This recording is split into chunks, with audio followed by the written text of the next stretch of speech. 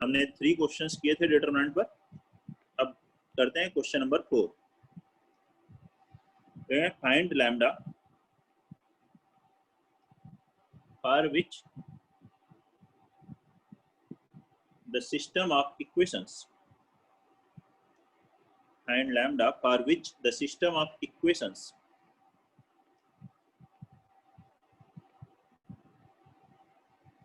x plus y minus 2z is equal to 0, 2x minus 3y plus z is equal to 0, and x minus 5y plus 4z is equal to lambda are consistent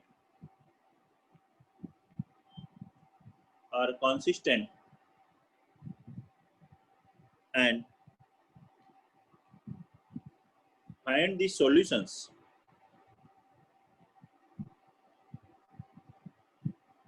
for all these values of lambda.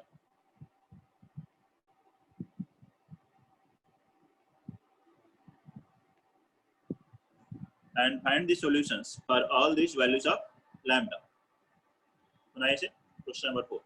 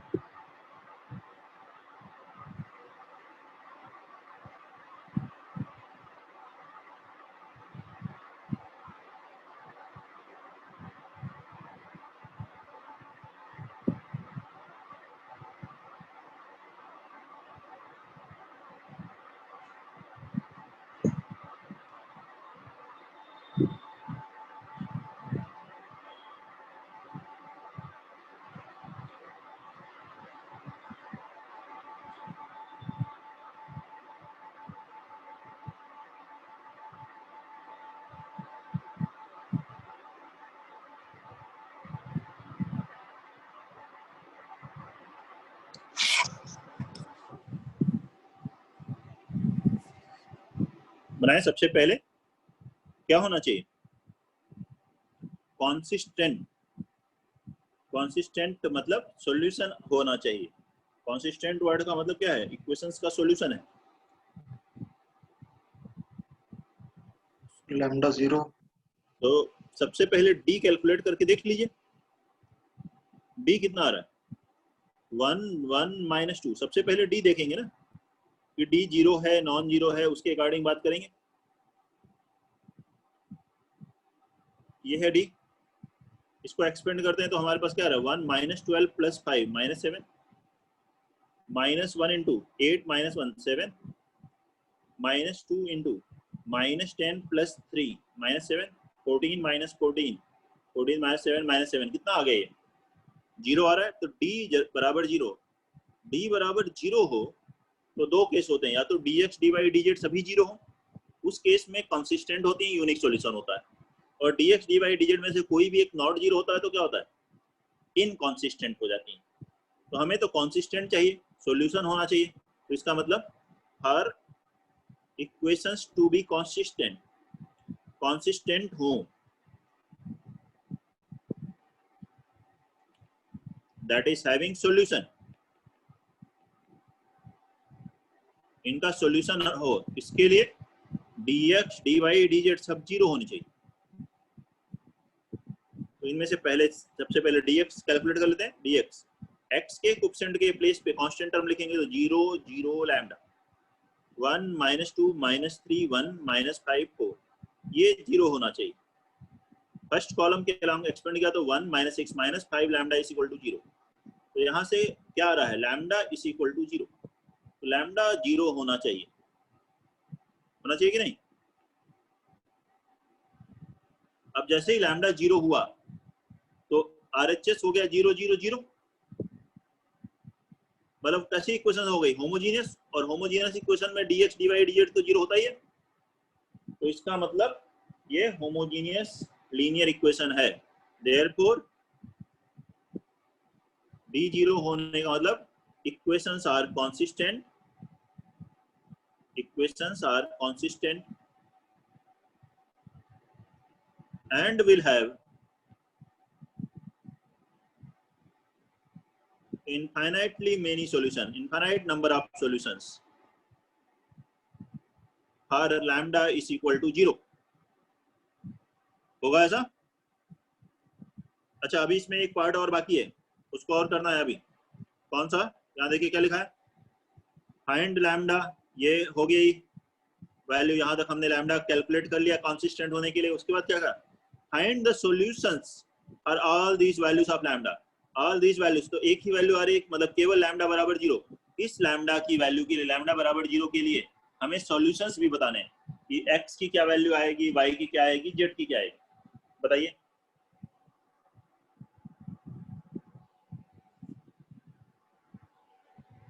Note कर ले यहाँ तक, और इसके बाद सोचिए कैसे किया जाएगा।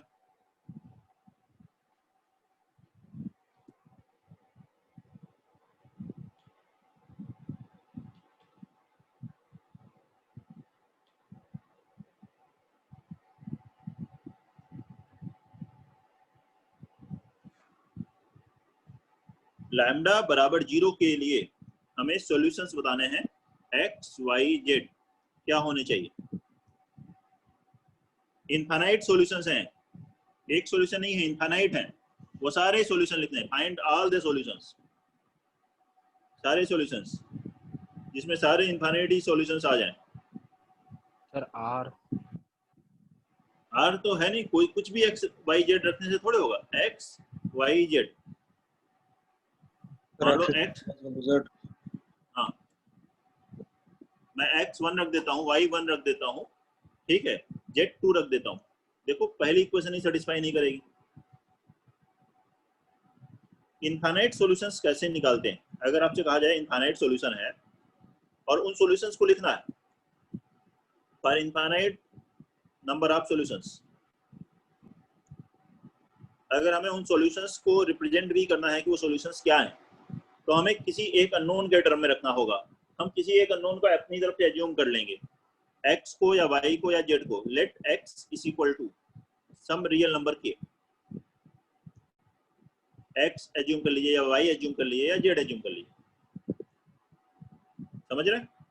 कोई एक वैल्यू अपनी तरफ से एज्यूम कर लीजिए। अब लीजिए, अब इक्वेशंस क्या क्या है उनको देखते हैं। पहली इक्वेशन थी x plus Y minus 2z बराबर 0, और दूसरी इक्वेशन है 2x minus 3y plus z is equal to 0। इन दोनों से अगर हम z इलिमिनेट कर दें तो y भी x के टर्म में आ जाएगा, और x तो हमें मालूम है, तो y को x के टर्म में लिख सकते हैं।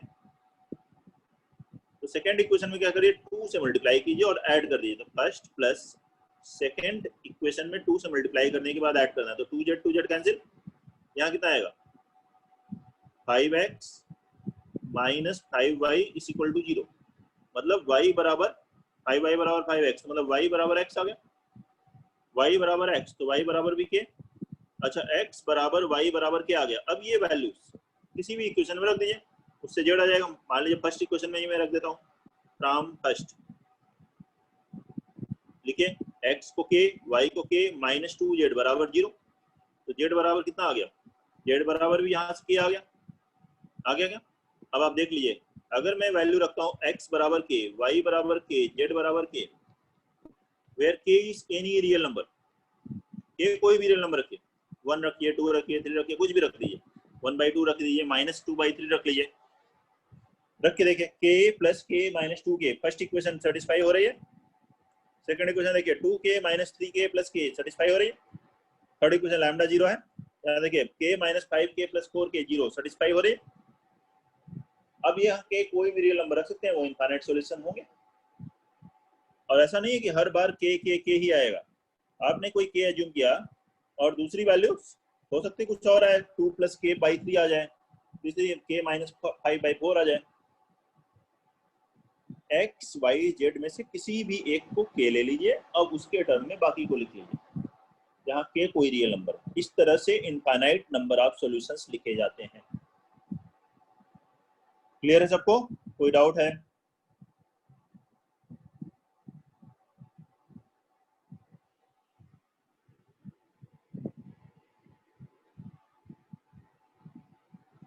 किसी को भी कोई प्रॉब्लम?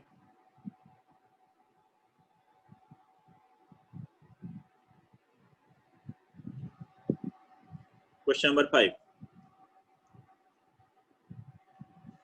नोट करिए जल्दी से, फिर क्वेश्चन नंबर 5 लिखते हैं।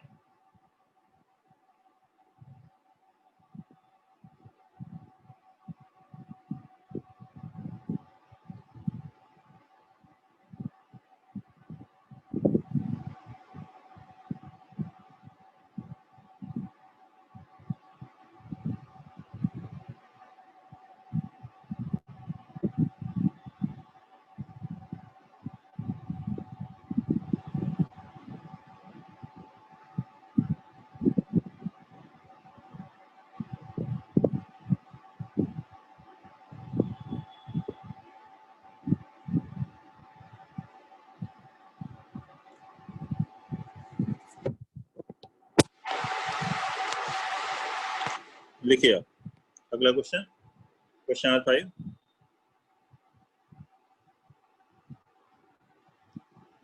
Prove that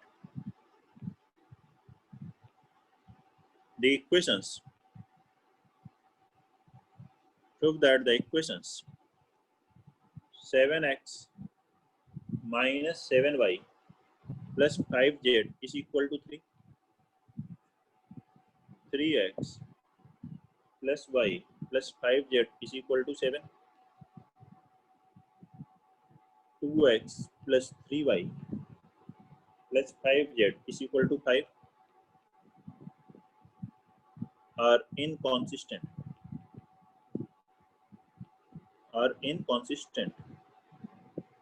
that is having no solution.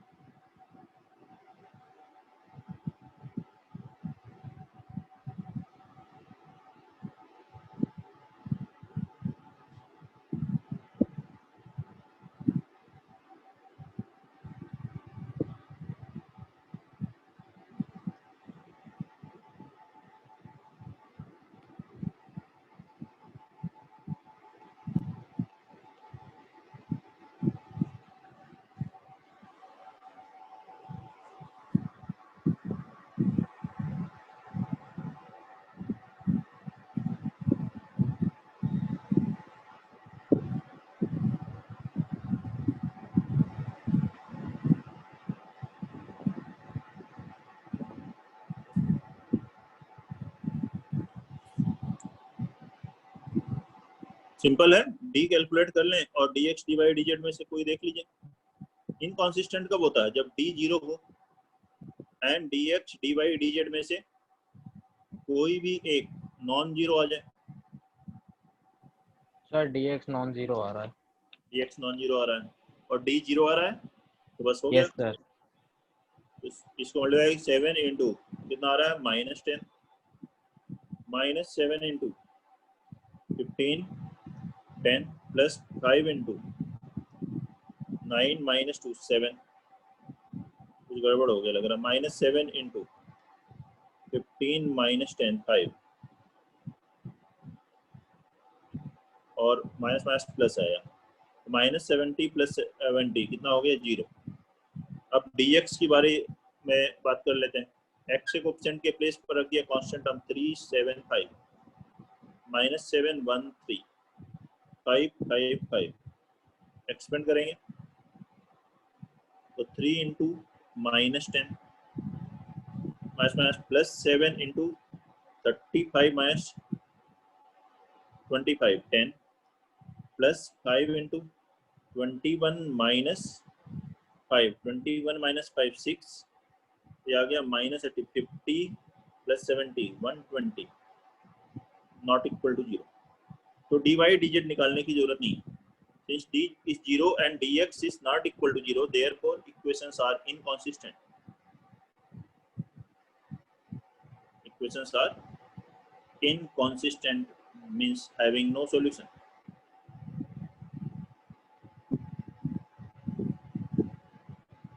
Having no solution, कोई solution इनका नहीं होगा।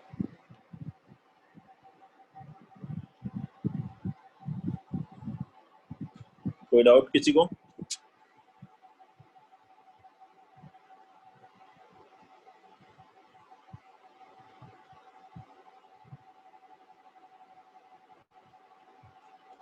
अगला टॉपिक पढ़ेंगे अब हम लोग मैट्रिक्स।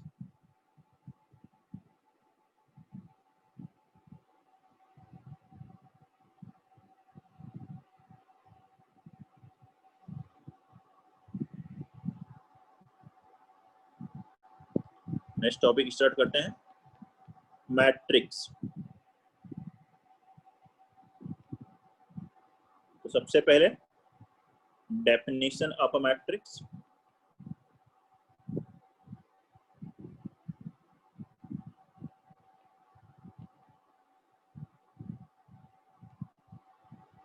मैट्रिक्स टॉपिक में सबसे पहले क्या देखते हैं? डेफिनेशन। मैट्रिक्स क्या है लिखेंगे इसे, a rectangular array, array means arrangement, that is arrangement को ही array लिखा गया। a rectangular arrangement of mn numbers, m into n numbers enclosed within a bracket, enclosed within a bracket। क्या कहा जा रहा है? A rectangular array of mn numbers enclosed within a bracket with m horizontal and n vertical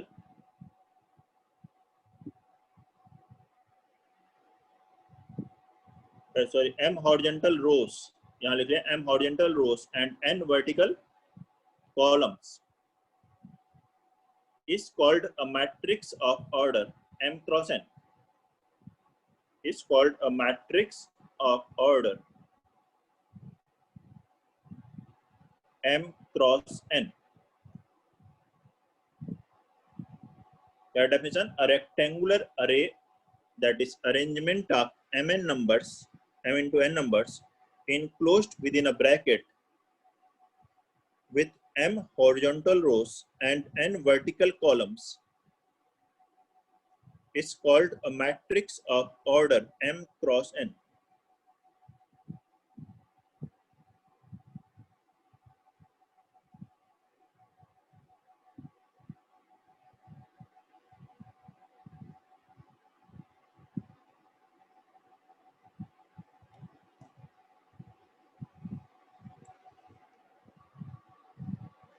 देखते हैं for example, देखिए एक matrix में लिख रहा हूँ, मैट्रिक्स को ए मैट्रिक्स से रिप्रेजेंट किया मैंने।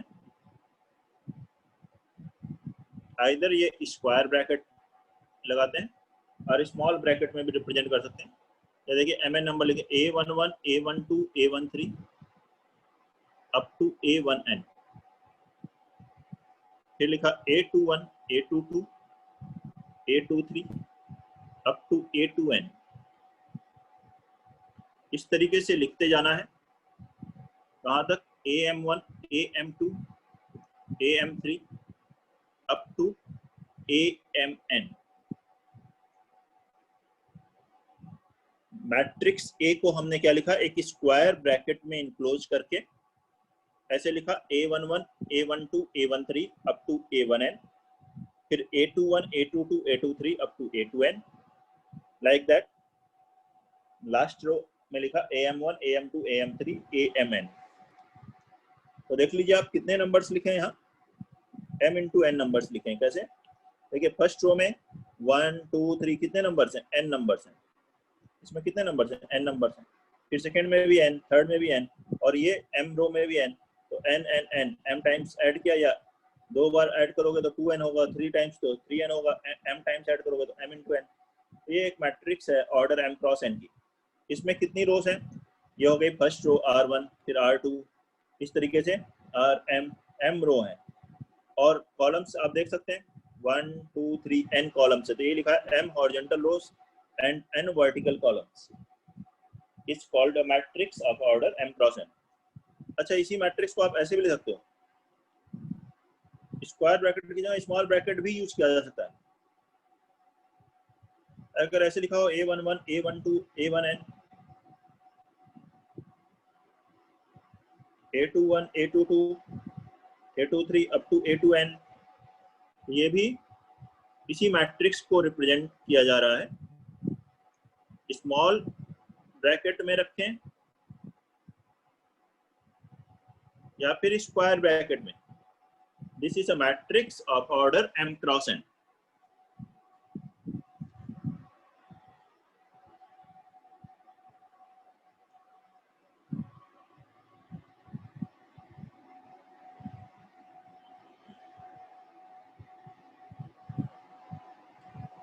नोट कर लीजिए। अब इससे रिलेटेड कुछ बेसिक पॉइंट पहले लिखते हैं मैट्रिक्स से।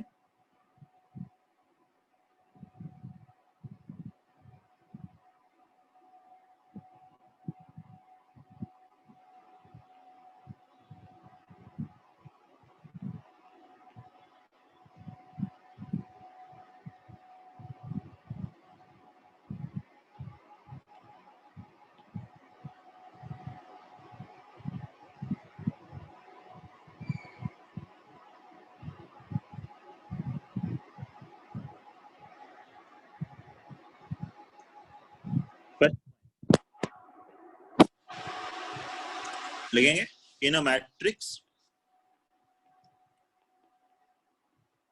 number of rows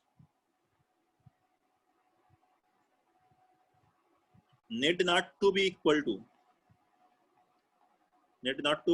number of columns। Number of रोज और नंबर ऑफ कॉलम्स इक्वल होने जरूरी नहीं है। मैट्रिक्स में नंबर ऑफ कॉलम्स और नंबर ऑफ रोज अलग अलग हो सकते हैं, ठीक है। डिटरमिनेंट में क्या होता था,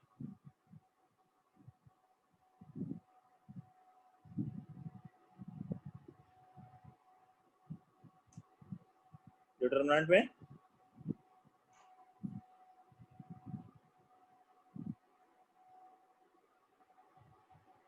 नंबर ऑफ रोज और number of columns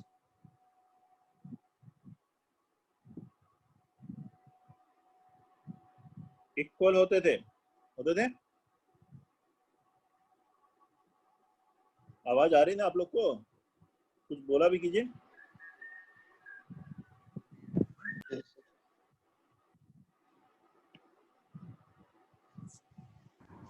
second,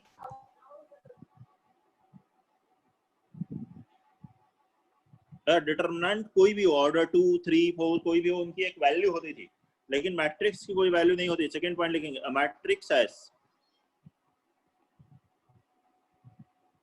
no value as the determinant. मतलब डिटरमिनेंट को एक्सपेंड कर दो तो वो कोई रियल नंबर, अगर रियल नंबर है सभी एलिमेंट्स तो वो एक रियल नंबर आ जाता है। जैसे कि मान लीजिए ऐसे लिखा है 2 3 5 7, ऐसे एक डिटरमिनेंट लिखी है तो इसकी वैल्यू आ जाएगी, कितनी आएगी, -1। लेकिन अगर यही डिटरमिनेंट में लिखा है, ऑर्डर क्या है इसका 2 क्रॉस 2, ये एक मैट्रिक्स हो गई। That matrix is 2 3 5 7, इसके एलिमेंट 2 3 5 7 है। तो अब इसकी कोई वैल्यू नहीं है, अब आप इसे एक्सपेंड नहीं कर सकते कि दिस इज इक्वल टू -1।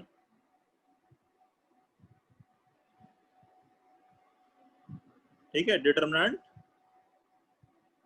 की वैल्यू होगी इसके करस्पॉन्डिंग। अगर हम डिटरमिनेंट की बात कर रहे हैं तो मैट्रिक्स जिसमें row number of columns equal है उसके करस्पॉन्डिंग डिटरमिनेंट आ सकती है, लेकिन मैट्रिक्स की इटसेल्फ कोई वैल्यू नहीं है। ध्यान रखें, उसके कुछ रूल्स हैं, कुछ पर्टिकुलर रूल्स हैं जो मैट्रिक्स फॉलो करती है, एडिशन, सब्ट्रैक्शन, मल्टीप्लिकेशन, सब रूल्स हैं। वो सभी रूल्स हम इस टॉपिक में पढ़ेंगे। ठीक है, अब बात करते हैं आगे थर्ड। जैसे यहाँ मैट्रिक्स ए लिखा था, ये देख रहे हैं आप, लेकिन हर बार इतना बड़ा मैट्रिक्स की इतनी वैल्यूज लिखी हो तो इसको लिखने की जगह पर इसको एब्रीविएशन फॉर्म में, स्मॉलर फॉर्म में देखिए कैसे लिख सकते हैं। अब मैट्रिक्स ए, जो कि एग्जांपल में ये लिखा हुआ था, कैन बी एब्रीविएटेड एज, यहाँ पे ए से कंफ्यूज अगर आप हो रहे हो तो इसको बी एज्यूम कर लीजिए। ये मैट्रिक्स ए, इसकी बात कर रहे हैं हम लोग। अब matrix A can be abbreviated, abbreviated मतलब abbreviation form, smaller form as A is equal to A I J, ऐसे स्क्वायर ब्रैकेट में लिख लें या स्मॉल ब्रैकेट में भी लिख सकते हैं। यहाँ लिख दें m क्रॉस n, तो इसका मतलब ये एक मैट्रिक्स है जिसका ऑर्डर m क्रॉस n है। और यहाँ लिख सकते हैं आप i की वैल्यू कहाँ से कहाँ तक वेरी कर रही है, 1 से m तक, एंड j यहाँ पर क्या वेरी कर रहा है, 1 से लेकर n तक।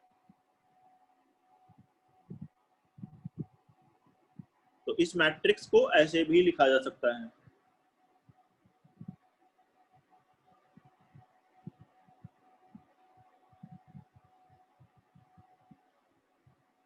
नोट करेंगे, कोई डाउट है बताइए।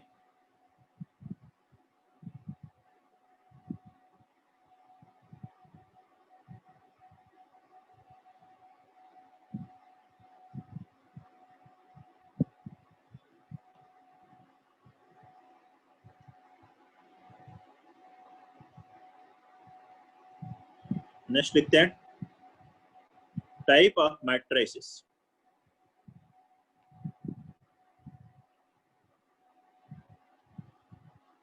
नेक्स्ट क्या है, type of matrices.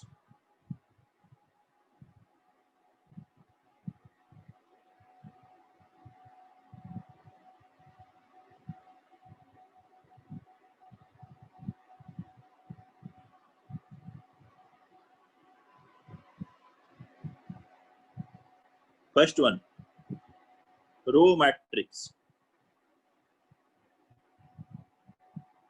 First one है रो मैट्रिक्स। रो मैट्रिक्स क्या है, अ मैट्रिक्स हैविंग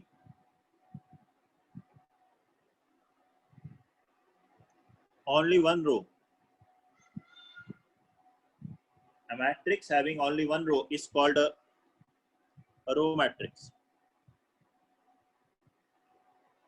एक मैट्रिक्स जिसमें केवल एक रो होती है उसे कहते हैं रो मैट्रिक्स। जैसे फॉर एग्जांपल अगर मैं एक ऐसे मैट्रिक्स लिख लूं, A इज इक्वल टू 1 2 3 4 5, क्या हुआ इसका ऑर्डर, 1 रो है और कॉलम्स कितने हुए, 5। देख लें, ये एक कॉलम है, second column, third column, fourth, 5 columns हुए, लेकिन रो कितनी हुई, एक ही।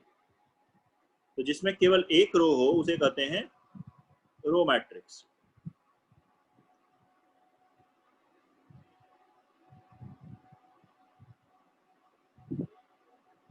ठीक, सेकेंड लिखेंगे column matrix.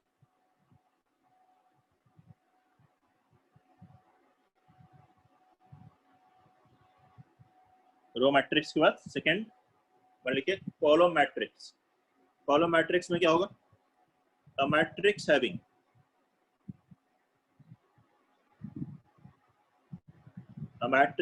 only one column is called a column matrix.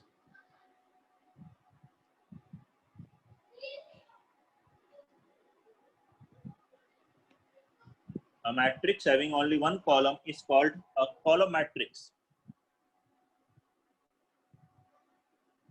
For example ऐसे अगर मैं मैट्रिक्स ए लिखता हूँ, ए बी सी डी, क्या हुआ इसका ऑर्डर? 4 क्रॉस 1, एक कॉलम है, रो नंबर ऑफ रोज कितनी भी हो सकती हैं, कॉलम एक ही होना चाहिए, that is column matrix.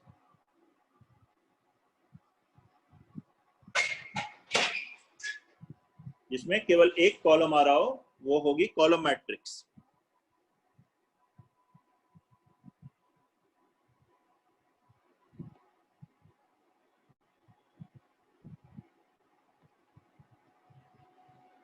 Note करें जल्दी से।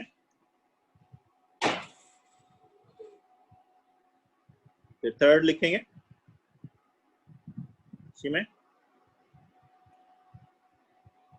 जीरो मैट्रिक्स और नल मैट्रिक्स।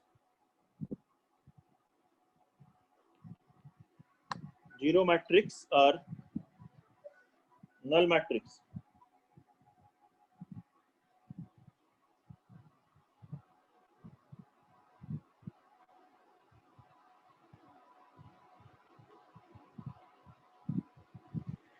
जीरो मैट्रिक्स और नल मैट्रिक्स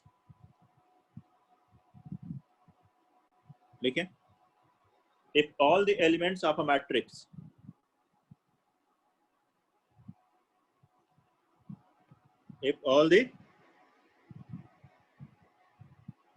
elements of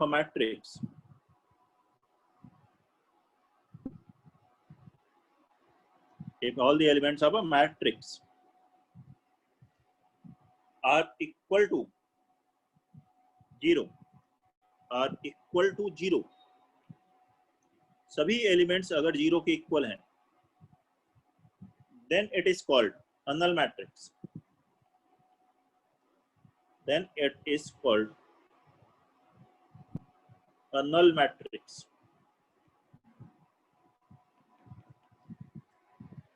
अगर सभी एलिमेंट्स 0 हों, all the elements are equal to 0, then matrix is known as null matrix.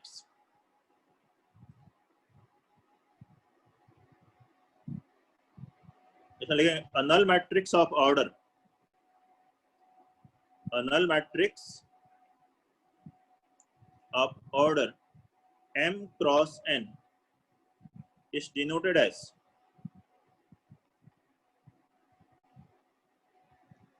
Null matrix के लिए थोड़ा ठीक है बोल्ड ओ बना सकते हैं या थोड़ा बड़ा जीरो बना लीजिए और यहाँ पे लिख लीजिए m क्रॉस n।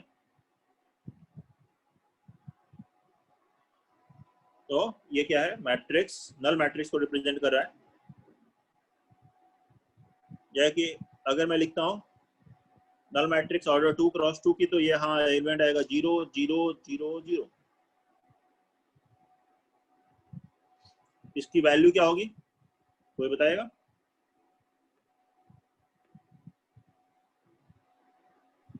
मैट्रिक्स कोई वैल्यू नहीं है, जैसा आपको बताया था मैट्रिक्स की कोई वैल्यू नहीं होती, तो ये बराबर 0 नहीं लिखेंगे। ये एक मैट्रिक्स है जो कि नल मैट्रिक्स है और इसको ऐसे ही रिप्रेजेंट किया जाएगा। ऐसे लिखा हो null matrix of order 3 cross 2, तो यहाँ पे हो गया 0 0 0, कितना है 3 रोज एंड 2 कॉलम्स। ऐसे 3 रोज एंड 2 कॉलम्स। कोई प्रॉब्लम? सभी एलिमेंट 0 होने चाहिए।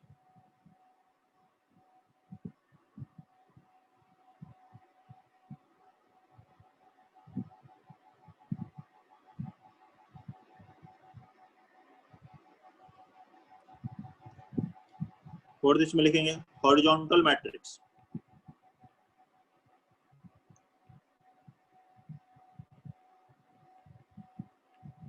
Horizontal matrix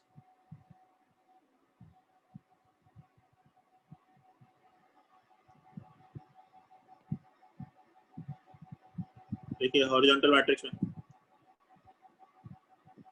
a matrix of order m cross n is said to be horizontal, is said to be horizontal if n is greater than m, n मतलब number of columns is greater than number of rows. Number of columns अगर number of rows से ज्यादा हो तो उसे कहते हैं horizontal matrix.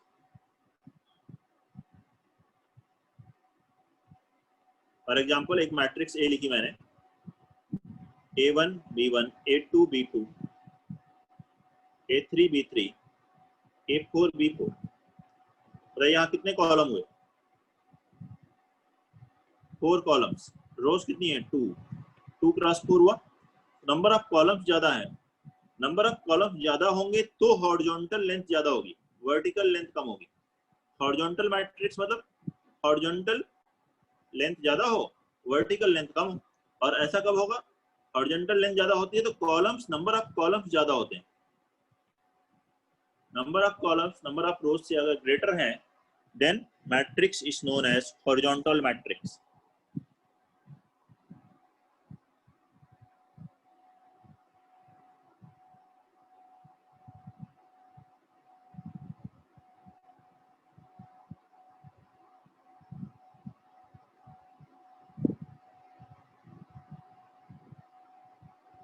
Next, फिर इसके बाद हम लोग देखेंगे वर्टिकल मैट्रिक्स। समझ ही गए होंगे आप वर्टिकल मैट्रिक्स क्या होगी। इसी तरह से vertical matrix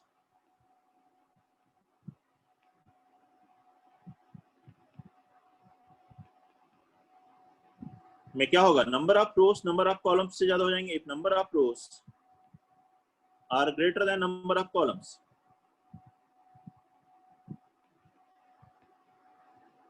then matrix is vertical.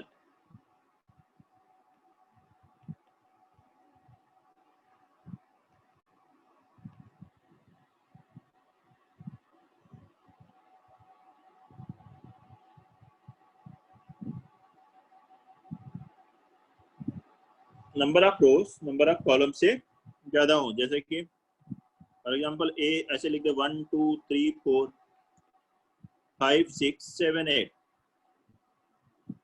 क्या हुआ ऑर्डर इसका? 4 क्रॉस 2। तो देखिए यहाँ वर्टिकल लेंथ ज्यादा होने के लिए, वर्टिकल मैट्रिक्स दिख रहा है, वर्टिकल लेंथ ज्यादा हो, हॉरिजॉन्टल कम हो, इसके लिए नंबर ऑफ रोज ज्यादा होने चाहिए। तो 4 रोज हैं, कॉलम्स कम होने चाहिए, 2 कॉलम्स हैं। तो नंबर ऑफ रोज जैसे ही नंबर ऑफ कॉलम्स से ज्यादा होंगे then matrix will be vertical matrix.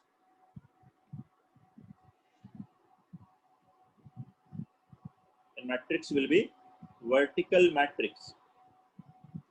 और यहां से हम ये भी देख सकते हैं, ये लिख सकते हैं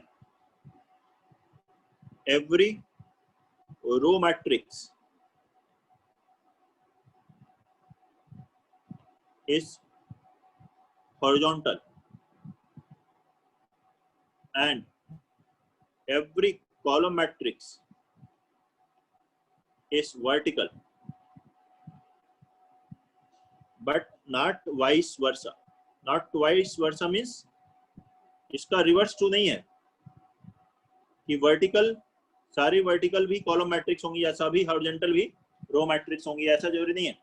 रो मैट्रिक्स लेकिन हॉरिजॉन्टल है और कॉलम मैट्रिक्स क्या है? वर्टिकल है क्या? देख लीजिए, कोई डाउट है बताइए। जो ये पॉइंट अभी हमने पढ़े टाइप्स ऑफ मैट्रिक्स में सम टाइप्स हमने देखे, और भी कई टाइप्स हैं, वो अगली क्लास में हम लोग पढ़ेंगे।